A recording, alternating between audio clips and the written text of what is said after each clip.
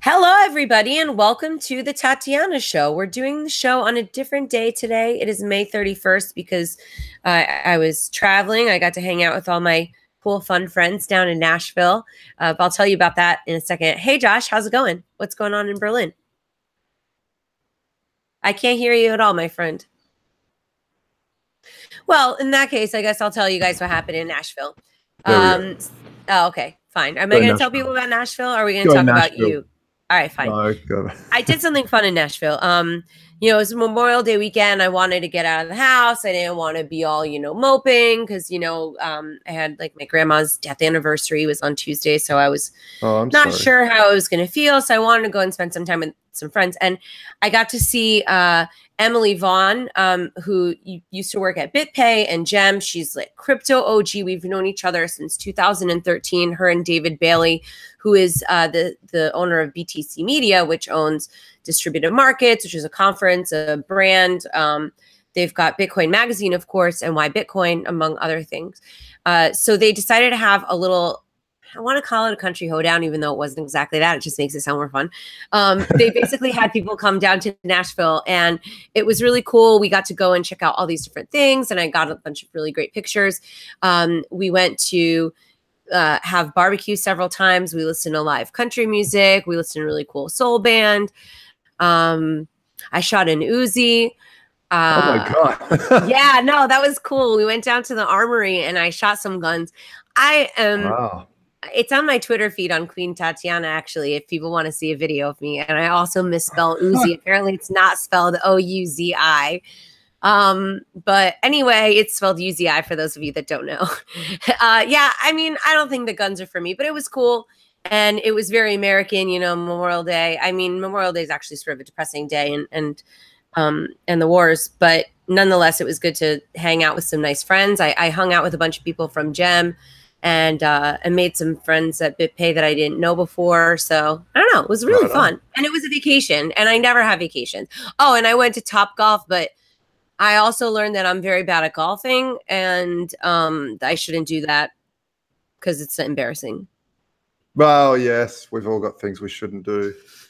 If there was karaoke, I think I could have done well. I don't know how we went to a Music City and we didn't go to karaoke. I was told of this place called Santa's, where it's a double wide trailer and the guy is dressed up like Santa Claus because he kind of already looked like him, and he made it like a tricked out trailer with all like kitschy Christmas stuff. Well, he does it every night, all through the year. All through the year. That's just what he does, right? So it sounds so fun. And that was the one thing that I missed, but it's good because it gives me an excuse to go back there, and I hope to do that. Well, we are sweating here in Berlin. It's crazy hot, 35, 36 degrees. No one in America knows what that means, by the way. Oh, our right, European listeners might, but well, yeah. It's and anyway, it's really hot, and but we went to Block Show. Cointelegraph had their Block Show. Oh, neat. And which is like it's like CoinDesk's Consensus in New York, except it's here in Europe, and it was in Berlin, and it was absolutely massive. Actually, a really good. I'm quite impressed with it. They decked it out pretty well, made pictures of all the big crew, like I don't know, Charlie Lee and stuff. All had how CoinDesk do it, images of everything. Oh wow! And it was really well decked out. A lot of people went. I had some good meetings, and it was great. And then I met up with some crew from Shapeshift and some. Yeah, so it was really, really cool to see everyone again and catch up with the old crew. I love the Shapeshift crew. I heard that you hung out with Emily. Over a Consensus, Emily is shooting. Wait, actually, you know what? I'm not going to say what it is because maybe it's a secret, and then I'll accidentally tell her a secret. I'm not telling any secrets. There's interesting things coming out of Shapeshift, and I don't know. There's lots of cool stuff in crypto. Really keep an eye on their Twitter. That's all I can say. For sure. So I'm excited about our guest today because we did have a cancellation last minute, and I tried to get my friend from Cryptolina, which is Cryptolina 2018.com to come on because I'm going to be there in 2 weeks and a bunch of my friends are going to be there. The Zencash people. Oh, Valerian from Pop Chess. We should have him on the podcast soon. Perry Ann, of course, from the Chamber.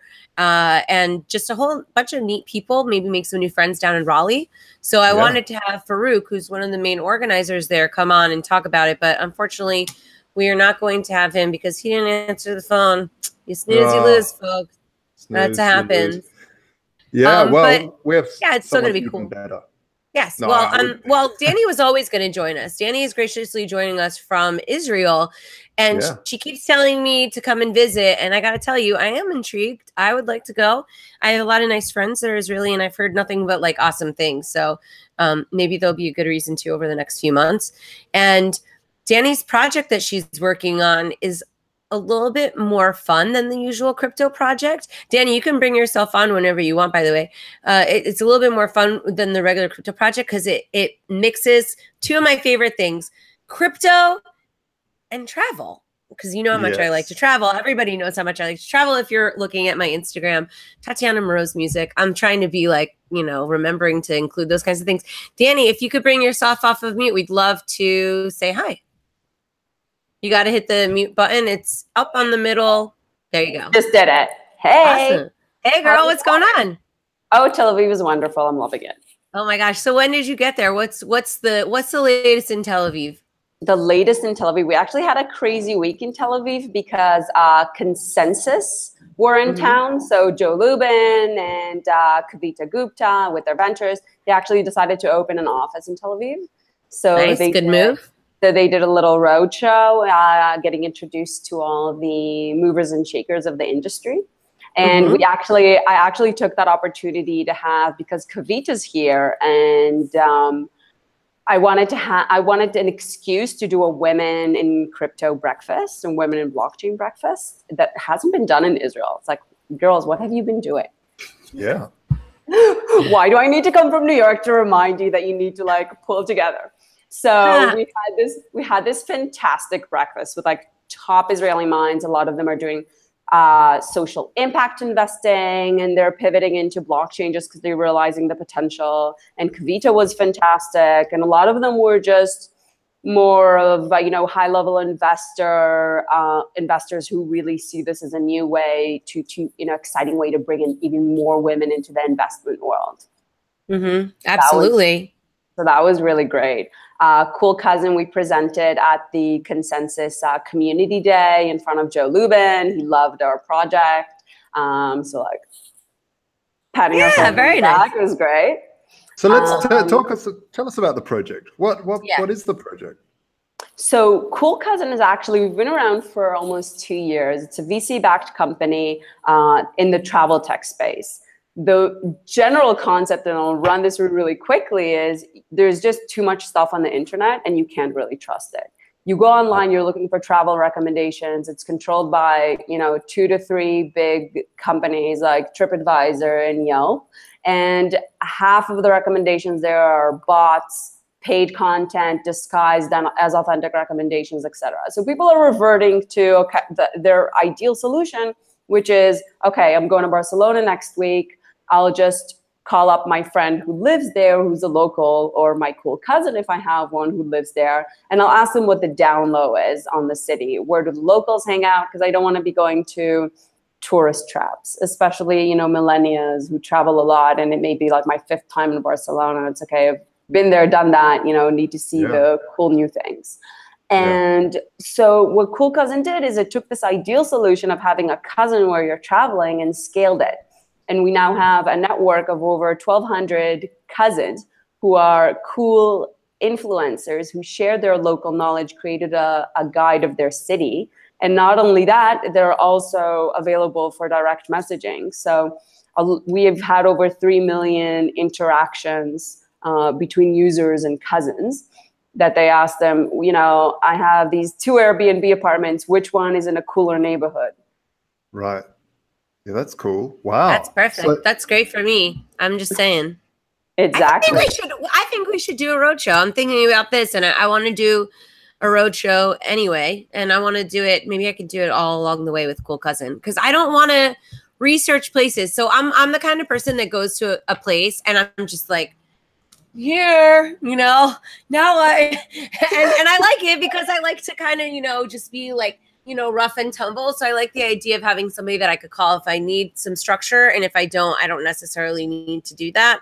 Exactly. Or just have, your Google map and on top of it, a layer of just cool things to do and fun things that you can be spontaneous about when you're hanging out. So what happens if how do you make sure it is a cool cousin and not a really dodgy, sketchy cousin? So right now. Oh yeah, and what if I'm a dork and that person's cool, or vice versa? Maybe I'm 75 and they're 20. Very different questions. I'll start with Tatiana. Sorry. Because we actually, part of our philosophy is saying we don't have a monopoly over what's cool. So if someone's a vegan, they would want a vegan cousin. And if someone is a dork, they maybe, they'll want a dork cousin. And that's cool. And we're not going to dictate taste. We were hoping that our platform will have enough cousins that anyone can find their taste. And that's part of individualization. Because even if, you go on Yelp and you see, 5-star recommendation, you're like, okay, who are these people? Are they, 2,000 16-year-old girls who really like this place? Not really for me, even though, it may be a great place for 16-year-olds. Yeah. Yeah. So that's sorry.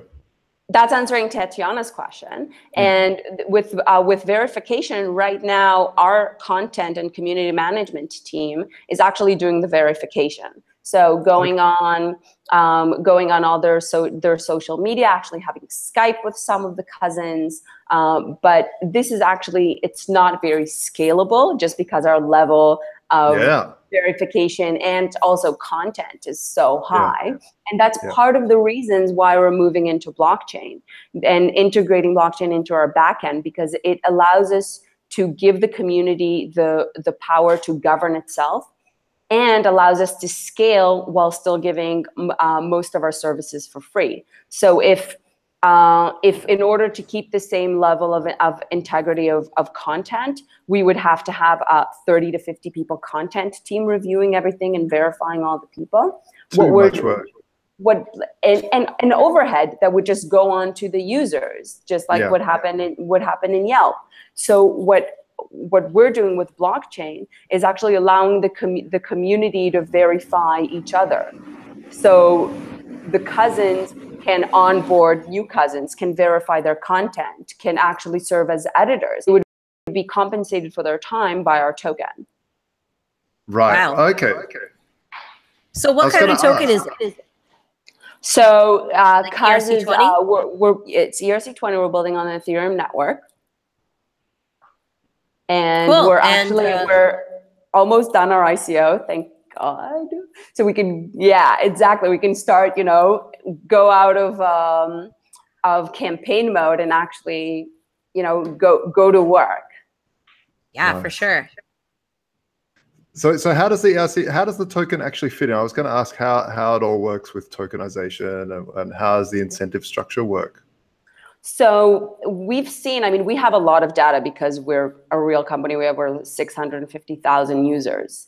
And based on that data, we were able to see, okay, where our strengths are, where we can use additional incentivization. So if you take marketing, for example, over 80% of our current marketing is organic. Our cousins are our biggest brand ambassadors. They're the ones who share our platform because they're excited about it, because they love being a part of it. But as we scale, we can't only rely on the brand evangelists. The token economy also allows us to incentivize marketing. Marketing that can be done for us on social media. It also incentivizes what we call proof of contribution, like contribution of content. We want our content creators, unlike most platforms like TripAdvisor. If I write a recommendation on TripAdvisor makes money off of it, not me. We want our content creators to make money, and that's part of the token economy. How do they not get bought off? How do they not start gaming the system? So this is where blockchain also, my CEO, when I came on, Itai, our CEO, I was like, what keeps you up at night? He's like, losing the authenticity of the recommendations, like getting people bought, it keeps me up at night. And blockchain gave us a solution because it's first of all, the transparency of everything that happens, serves as a barrier between the fees that are transferred to the cousins and the conflict, conflict of interest. So let's say in the travel industry, there are about 8 to 15 or 20% even affiliate fees associated with it. If I write a blog, I can get an affiliate fee for my recommendation and link that I put in there. But if we allow this with our cousin system, and even if the initial recommendation is completely authentic, as soon as the cousin receives money for it, it's tainted. It can't really be trusted. So he doesn't have an incentive to update it or to recommend its competitor. So blockchain allows us to create a rewards engine for the community, whereas all the affiliate fees are funneled into the rewards engine rather than directly to the cousins, and then redistributed according to what the cousin community and the community governance decide. So, like, how does it? So I come onto the site. I'm heading to Israel. And I can use it for free, or do I need to buy a cousin coin? What's your token called? Right now, it's completely free. The LA Times wrote about us. This app is so good. I can't believe it's free. And you can download, you can start browsing cousins, and cousins that you like, you can download their city guides. You can also direct messaging them. We haven't implemented the monetization within the system yet. That's part of our roadmap. Post ICO, but there are already interactions that are ready to be monetized and tokenized. So our cousins, beyond earning tokens for the content that they've created, can also be part of the gig economy if they want to spend a few hours conducting different services, concierge services for users. So, for example, we've had direct messaging of users asking cousins, you know what, can I just give you, 3 things that I like, and I'll pay you, and you can do like a 3-day itinerary for me in the city. And we've even had, actually, one of my favorite interactions was when a US user contacted a Berlin cousin and said, listen, I'm coming with my girlfriend. I'm going to propose while we're on vacation in Berlin. I need flowers and photographers and this whole setup and like this special place. It's like, I'll pay you to help me. So with the verification that the level that we're going to have, that you can trust this person, and they'll be able to actually make money while, using their city knowledge and just being there. Well, that is a cool cousin, folks. So, yeah. I like all of this stuff. I think it's going to make things a lot more fun, and I'm looking forward to it. I'm sure a lot of people would want to see your map. Yeah, and that's places, right? Well, I don't know. I guess I do have secret cool New York places, but I don't feel like I do. But when people come to town, I do take places. I don't think that they're like trendy and cool. They're just places that I happen to like, that I think are passing the smell test.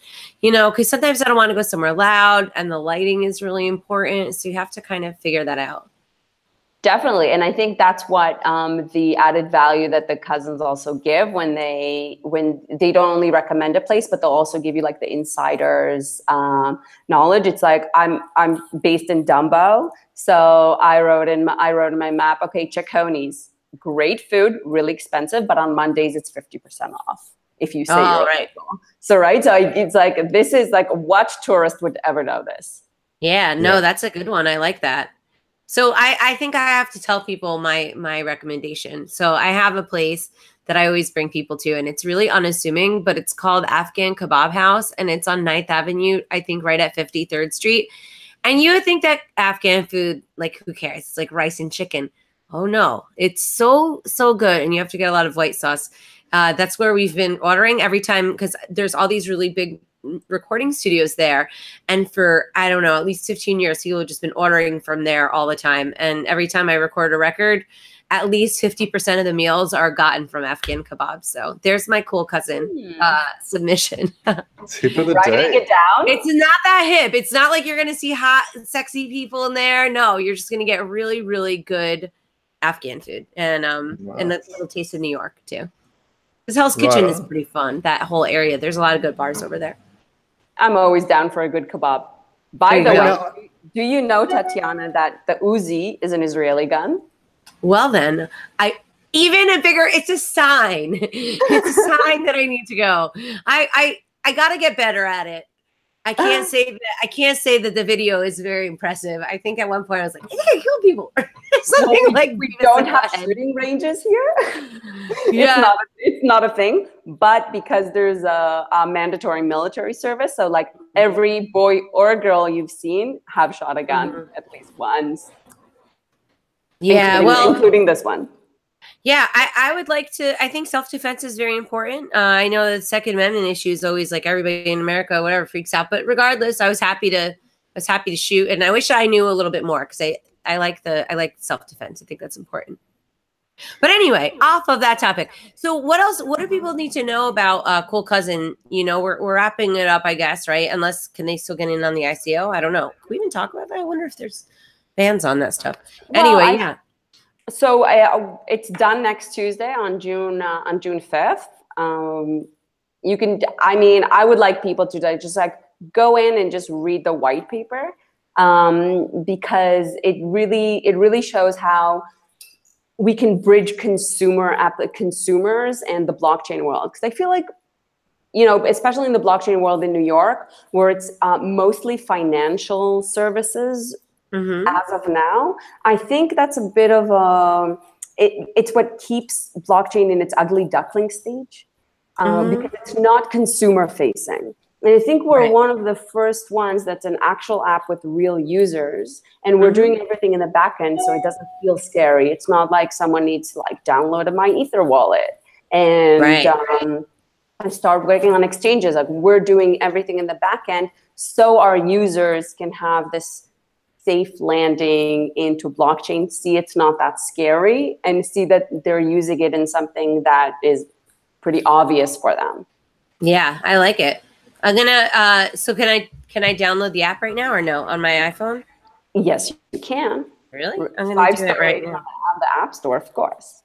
Okay. I don't put down. I don't do paid apps. I don't do things on. I'm only giving an honest review of Cool Cousin.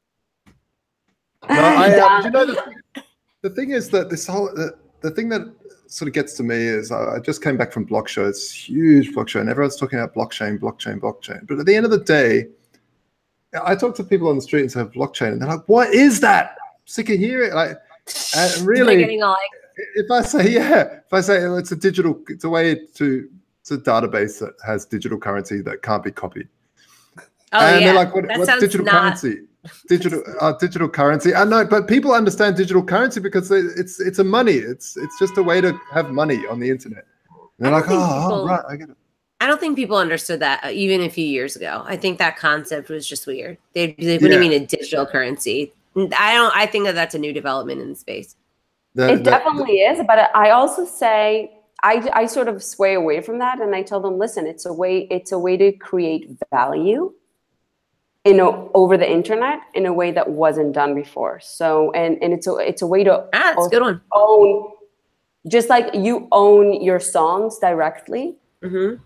So you're creating value on the internet, and it allowed you to do that. So yeah, without a middleman. I try to frame it like that. Hey, a quick question. One of the big topics is always regulation. It's boring, I know. But what do you do to stop the grubby hands of the state getting all over your fun project and going, oh, that's not derping their way all over your cool. We're in a bit of a different situation. Cool Cousin, because we're an Israeli company based in Israel, and the Israeli regulator has a different approach to everything blockchain. They're trying to be more progressive, but more importantly, they're in constant communication with the blockchain community in Israel.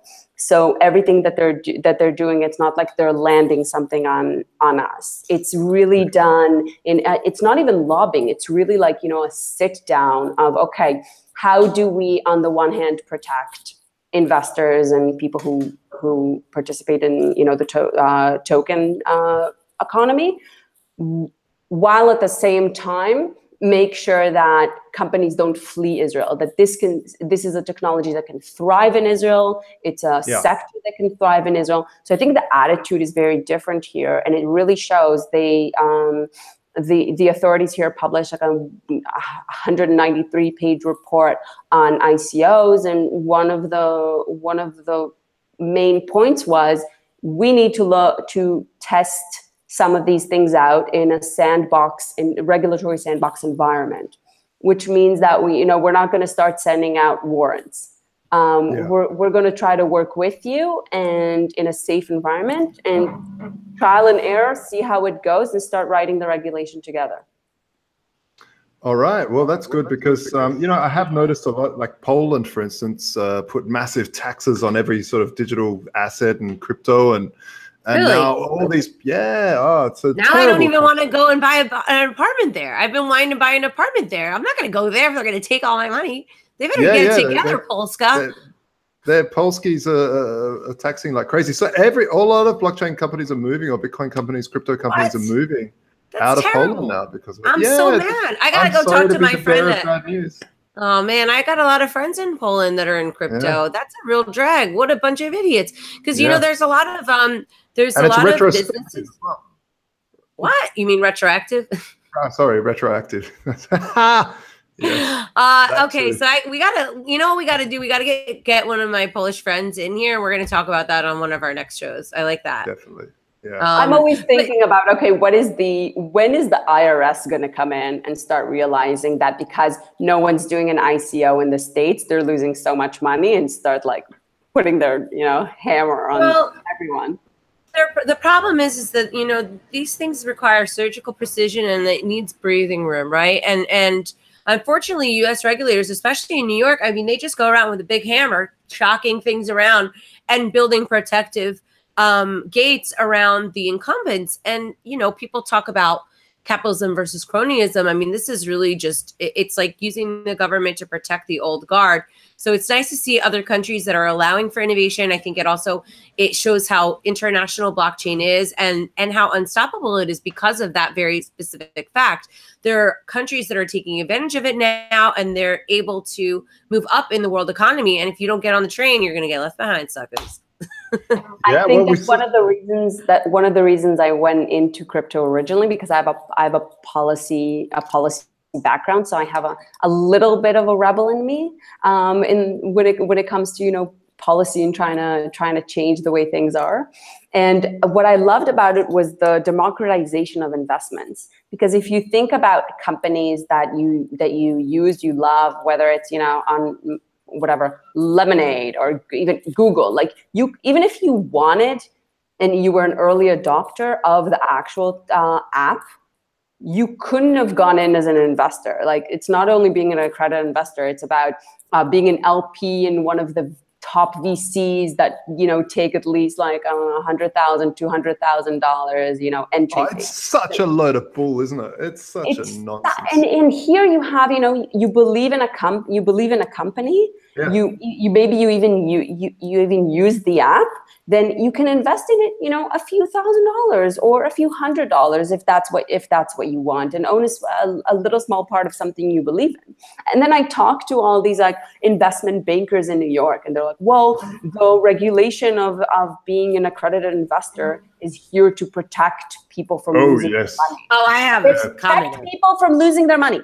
And I told them, I'm like, and gambling is legal. Bingo, you read my mind, girl. And the lottery. The lottery. That's the best one. I'm like, the day you can only buy a lottery ticket if you're an accredited investor, that's when you can come talk to me. Yeah, exactly. Yeah.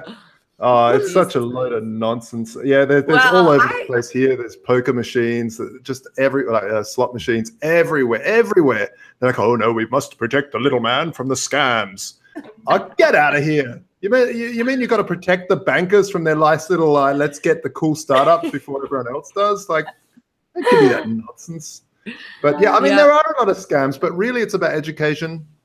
That's the best form of regulation you can have, is really educating people about scams, Do you guys have any education about blockchain from Cool Cousin? I bet you that would be neat because, you know, people who are into Cool Cousin are probably into blockchain at least a little bit.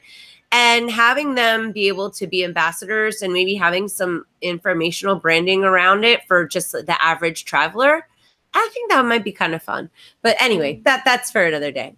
Unless you have an answer for that. That's just my random idea. Our CTO has done a few blog posts about it to educate because we have an existing community of users and cousins, and they're like, what is this thing we're doing now? What is this big change? And they've been pretty popular. So I'm gonna take your advice and get them to do some more. Yeah, or you can just take, you know, there's a lot of existing content that I love to recommend to people. Like me and my friend Stephanie, we actually have to do an updated version, but we did a really nice Bitcoin 101 and we did a series. And what I loved about it, and we got a lot of compliments on it. Stephanie's from Let's Talk Bitcoin, Dr. Stephanie Murphy, and she's one of the three voices. So it's Adam Levine, Andreas Antonopoulos, and Stephanie. But it was cool because it was girls doing it. So it wasn't, I don't know, there was just something a little bit more friendly and less technical feeling about it, and so it made it a little bit fun. And then Andreas's talks are always really a great way to inspire people as to why we do what we do. So I don't know, I'm happy to make my own recommendations. I'm always sharing stuff I like because there's just so many people making great content around this space. So anyway, cool. So Danny, any final words for our people? Where can they catch up with you guys? I already downloaded my app, so I'll let you know how it goes. And I'm going to give it 5 stars. So I'm just going to say download the app and just start exploring your city and have a good traveling experience. That's what we're all about. Excellent. Awesome. All right. Cool. So I guess that's it. Josh, what should we do before the end of the show? Oh, if people want to like sponsor the show, if you have a product or a service that fits with our community, you can reach out to us for sponsorship and talk to our friend Dave at btcmedia.org. And I just want to give a quick heads up and a shout out to our friends over at the Bitcoin CPA. Kirk has been supporting my tax efforts for a very long time. And we finally organized my books, which took a long time. But I know that I'm an AOK compliant. Yes, sirree. So if you want to also not go to jail for tax evasion, go to thebitcoincpa.com and register your crypto holdings now. I'm sure it's for accidental tax evasion too. Like, you know, you never know. There's so many laws, you need someone like that. It's our duty, and taxation is certainly not theft. Who would say that? So, Crypto Compare is another one of our great sponsors here. They compare all sorts of your cryptos. If you've got a crypto portfolio, you can check out the prices, and you can also compare that to gold. I am the CEO of Voltoro.com. And we trade Bitcoin for allocated bullion, secured in a high security vaulting facility in Switzerland, fully insured, fully audited, not like Tether. And excuse me. Sorry, yeah. And anyway, you can use Crypto Compare to compare all your crypto holdings against the actual value of gold, so you know how much gold you can buy with all your crypto, and the other way around. And yeah, who else? I don't know. I guess Free Ross. We always like to give love to Free Ross. Oh wait, you know we should talk about my upcoming shows. If you want to find out about my upcoming shows, you can go to my website, tatianamrose.com. Oh, and we also have a website for the Tatiana Show now. It's called thetatianashow.com. And it's all up to date. We've got all of our old episodes up there, so I think that's kind of cool. But my upcoming shows are Cryptolina. June 14th and 15th. I think that's a Friday and a Saturday in Raleigh. And it's going to be cool because I never go to North Carolina. I believe that they may have some fried green tomatoes, which is my obsession when traveling southernly. And then I'm going up to Pork Fest because my friends over at Zencash, they're sponsoring me to go. So yay for Zencash. I'm going to be repping. And yeah, it's going to be fun. So I'm going to bring my guitar, go and hang out. And I guess the reason why I thought of all that is because we're going to see Lynn Ulbricht, of course, from freeross.org. And we're going to hang with her and all of our other fun friends in PorkFest. What else? Third Key Solutions, real quick, just a quick, actually, you know what? I know that Pamela does Third Key Solutions, and Pamela Morgan's one of my favorite people in the space. She's not like an official sponsor, but she always gives me great advice, and I want to show my support. But she actually made a book about crypto inheritance planning. Very And you can buy it on Amazon, and it seems like a really depressing topic, but you don't want to be dead with your crypto in the middle of nowhere, and your family is going to be all thinking about it as it appreciates. I would have had $2 billion right now. No, I actually read a story recently about some really early adopter that died. Oh no. Crypto billionaire, and the family can't get it. Really? Yeah. Aren't there any services around that, or no? No. I've heard that there are, but all right. Well, anywho. Yeah, I mean, no one can crack a Bitcoin wallet. It's uncrackable. Uncrackable. All right, fine. I guess that's the truth then. So yeah, anyway, go buy that book. Important. Buy that book, Crypto Inheritance Planning, Pamela Morgan. Look it up on Amazon. Make sure you give her a nice rating. Also, you could get us on iTunes. I think that the Tatiana Show is now streaming on iTunes, so y'all can listen there. And one last thing, cryptomediahub.com, my awesome website for marketing and PR. We just added Lori Rice to our team. So wait, shoot, I don't know if we did that officially. Like either way, she's on our team. She's in our team, and we love her. And we're just so excited to have her. And so you guys will be seeing, more action on our socials. We're broadcasting from YouTube Forevermore Tatiana now. We're doing like lots of tweets and stuff. So if you guys want to follow our socials, are Queen Tatiana, Tatiana Coin, Crypto Media Hub. Those are the handles. Josh Voltoro, you're just Voltoro, right? All right. Voltoro. Volt as in gold vault, and oro. Okay, cool. So everybody, thanks for tuning in today. It was really great to see Danny. Thanks for joining us one more time. Check out Cool Cousin, download it. Tell people where the cool spots are to spend your cryptos that you're earning on all these cool innovations and cool websites like Cool Cousin. All right, I'll see y'all later. Thank you. We'll see you next week. Bye. Bye.